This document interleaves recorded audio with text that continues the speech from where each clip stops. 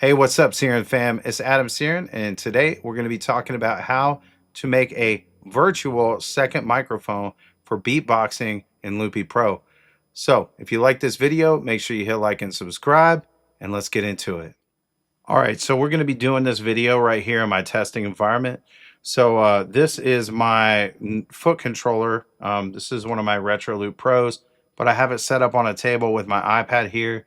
It's connected to a monitor, and that way I can use this keyboard and mouse that I've got right here to adjust and edit things in Loopy Pro. It just makes it really easy because when I play a show, I really prefer not to touch my iPad, so everything's on the floor.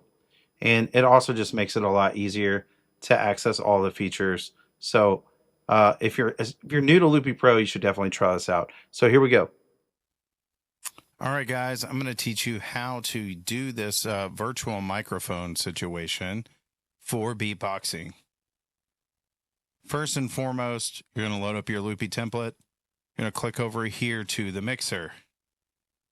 As you can see, I've already done the work, but you'll notice there is input 2 and there's an input 2B, okay, and that's labeled beatbox. I created that like this. I'll go to add hardware input, and then I just simply selected input 2, which is my vocal mic on this input. All right, now the other thing I did was I've got all of my stuff running, my drum machines and everything, because I use samples. I've got all of that running to a bus, which you click here, you add a bus, label it, rename it. If you hold down up here at the top, you can rename it to whatever you want. So anyway, I'm going to swap over to my beatbox microphone.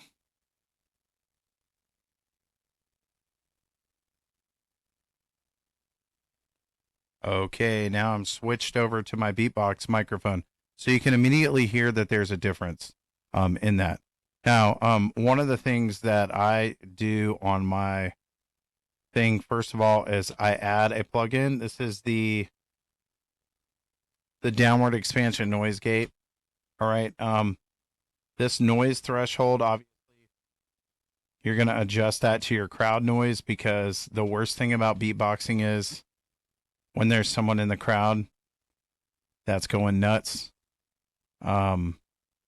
Yeah. So anyway, I recommend having a pretty fast attack time. Your release time, I usually keep that a little bit slower. That's my preference of taste.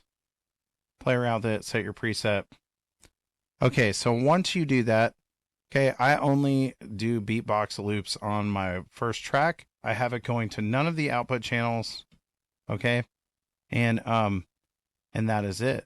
And the reason I monitor this through my drum bus is because I use samples. So, for instance, my kick, when I beatbox, is going to sound like poof, poof, poof. So I'm going to hit my pad. So it sounds pretty good and gain staged.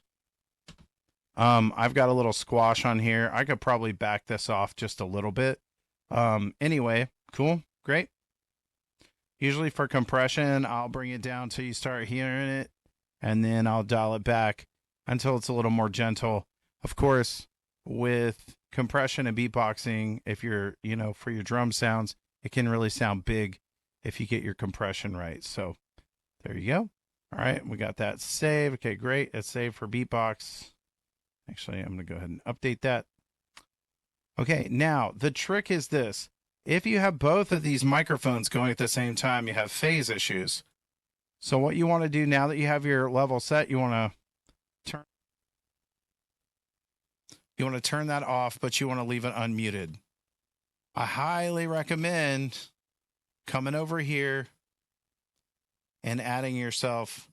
You could do a little button here and add like a thing to mute that channel in case you don't want to beatbox, or have a fader here where you can just kind of adjust the level like up and down. But the reason why we're doing this is because the signal is still going into here, but you're using one microphone. So what that's going to sound like, we're going to grab our tempo here. All right. Now I'm going to go ahead and start this.